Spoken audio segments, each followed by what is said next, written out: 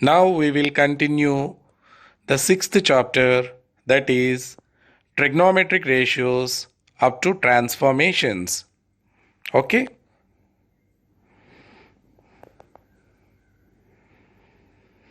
In this chapter, we will discuss about units of measurement of angles and ASTC rule. Okay? Children, we have three types of systems to measure the angles. Okay? They are sexagesimal system, centesimal system, radian measure or circular measure. In these three systems, we discuss about sexagesimal system and radian measure, which are commonly used systems. Okay? Sexagesimal system. In this system, an angle is measured in degrees, minutes, and seconds. What is meant by degree, children? A complete rotation describes 360 degrees. If a rotation from the initial side to terminal side is 1 by 360th of a revolution, the angle is said to have a measure of 1 degree. It is written as 1 raised power 0, 1 raised to 0, like this. See here. A degree is divided into 60 minutes and a minute is divided into 60 seconds. What is meant by minute? 1/60th of a degree is called a minute, written as like this. See here, observe here. And what is meant by second, children? 1/60th of a minute is called a second. Write it as like this. Observe the slide. Okay? Thus, 1 degree equal to 60 minutes and 1 minute is equal to 60 seconds. Okay? Next one is radian measure. What is meant by radian, children? A radian is the angle subtended at the center of a circle by an arc equal in length to the radius of the circle. It is written as like this. Observe the slide. Children, once observe the diagram in this slide.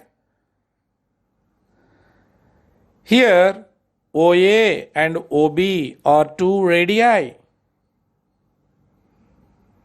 and the length of these two radii is equal to r, small r. Okay? Here, AB represents arc, right? The length of the arc is equal to the length of the two radii in this circle. Then the angle subtended at the center by this arc AB is equal to 1 radian. It is denoted by like this. See here, the symbol for radian. 1 radian is denoted by 1 raised to C. Observe here. Okay? Right. So, relation between degree and radian. Children, 2 pi radian equal to 360 degrees. That is, pi radian equal to how much? 180 degrees. Okay, right. So, therefore, 1 radian equal to 180 degrees by pi. That is 57 degrees 16 minutes. Approximate value. This value is approximate value. So 1 radian is approximately equal to 57 degrees 16 minutes. Okay, right. 1 degree equal to pi by 180 radian. So after simplification, we will get the result as 0.01746 radians approximately. So that's why 1 degree is equal to 0.01746 radians approximately. Okay. So now we will learn how do we convert degree measure into radian measure. Let us examine this example. Convert 30 degrees into radian measure. So now I will convert this 30 degrees into radian measure, right? So 30 degrees equal to 30 degrees into what is 1 degree value in radian measure? 1 degree equal to pi by 180, right? Pi by 180 radians. So that's why multiply 30 degrees with pi by 180, then you will get the result in radian measure, right? So 0.036 or so pi by 6 radians. So 30 degrees equal to how much? Pi by 6 radians. Okay, like that we have to convert degree measure into radian measure. Okay, right. Note down in your notebook. After that I will explain another conversion. Okay.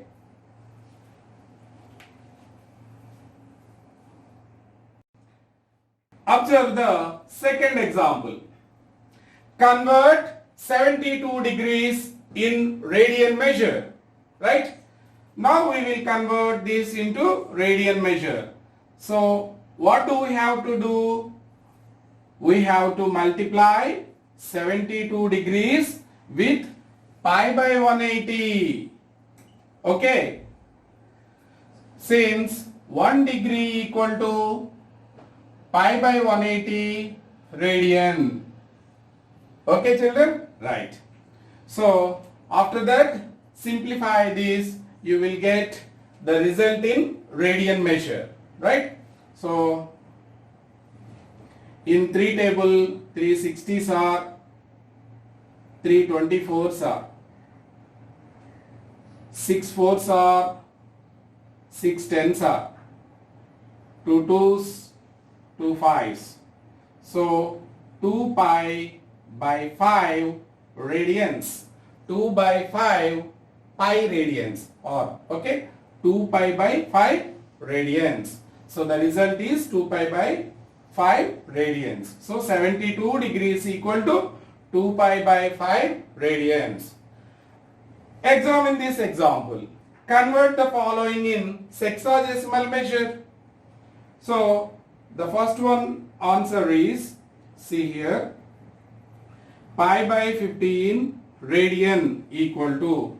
So to convert radian measure into degree measure, you multiply the given radians into multiply the given radian with 180 by pi, then you will get the result in sexagesimal measure, that is in degree measure. Okay, so pi by 15 into 180 by pi degrees. Okay, right, pi and will be cancelled. So 15 ones are 15, 15 twos are 30. So this is how much? 12 degrees. Pi by 15 radian equal to how much? 12 degree. So observe the second problem. Pi by 3 radians. This is the given problem. We convert this radian measure into degree measure. Then what do we have to do? Multiply the given radian with 180 by pi. Then you will get the result in degree measure. Okay, right. So pi by 3 into 180 by pi. So pi and pi will be cancelled, right? So 360s are 180. So pi by 3 radian equal to how much? 60 degree. This is the final answer. 60 degrees is the answer for pi by 3 radians. So in this way we convert the given radian measure into degree measure or sexagesimal measure. Okay, note down in your notebook.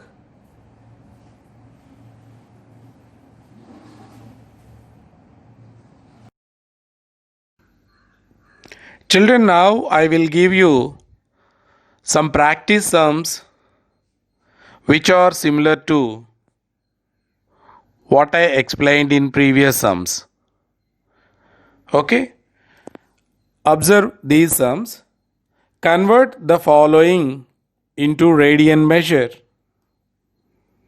First one 15 degrees, second one 120 degrees, third one 150 degrees, fourth one 270 degrees. Okay, fifth one 1080 degrees, sixth one 135 degrees, seventh one 60 degrees, eighth one 30 degrees. So practice these sums as homework. And I will give you some more sums for practice. Convert the following into sexagesimal measure. Observe here, the first problem is pi by 6 radian. Second one 3 pi by 4 radian. Third one 3 pi by 5 radian. Fourth one pi by 12 radian. Fifth one 5 pi by 2 radian. Sixth one pi by 4 radian.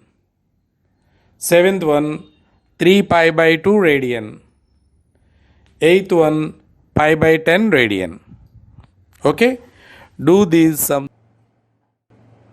Now we will discuss about ASTC rule. ASTC stands for all sine, tan, cos rule. All sine, tan, cos rule. It can be memorized as all students take coffee. All students take coffee. To understand ASTC rule, first we have to draw the coordinate axis. Children, already you know about the coordinate axis, right? So this coordinate axis divides the plane into 4 equal regions, called them as quadrants. So this is the first quadrant, this is the second quadrant, and what about this? This is the third and this is the fourth quadrant. Children, already you know the angle between x-axis and y-axis is 90 degrees. So that's why The first quadrant region belongs to 90 minus theta region. 90 minus theta region. Okay. See, observe here. This is 0 degrees. This is 90 degrees. And this is 180 degrees. This is 270 degrees. One complete angle is equal to how much? 360 degrees. One complete angle is equal to 360 degrees. So that's why in first quadrant, the angle is 90 minus theta. What about second quadrant? 90 plus theta. Right? 90 plus theta. And this is 180 minus theta. Okay, children. What about third quadrant? 180 plus theta and 270 minus theta. Okay, right. What about fourth quadrant, children? This region contains 270 plus theta and 360 minus theta. So the first quadrant, again after completing one rotation, it will become as 360 plus theta again. Okay, right. So in first quadrant, all trigonometric ratios are positive. All trigonometric ratios are positive. In first quadrant, all trigonometric ratios are positive. In second quadrant, see here, all represents in first quadrant, right? In second quadrant, sine and its reciprocals are positive. What is reciprocal of sine? Cosecant. So sine and its reciprocal are positive. What about remaining trigonometric ratios? They are negative, right? In third quadrant, see here, take. The first letter of take is T. So that's why in third quadrant, tan and its reciprocal. What is the reciprocal of tan? Cot. Okay. So cot. These two are positive. What about remaining trigonometric ratios in third quadrant? In third quadrant, the remaining trigonometric ratios are negative. Only tan and cot are positive. Okay, right. In fourth quadrant, see here. Okay, C represent cos. Okay, so in fourth quadrant, cos and its reciprocal. Cos and its reciprocal. What is the reciprocal of cos? Secant. Cos and secant are positive. What about remaining trigonometric ratios in fourth quadrant? They are negative. So like that, here all represents first quadrant. Okay, all represents first quadrant. Sine represents second quadrant, and here tan represents third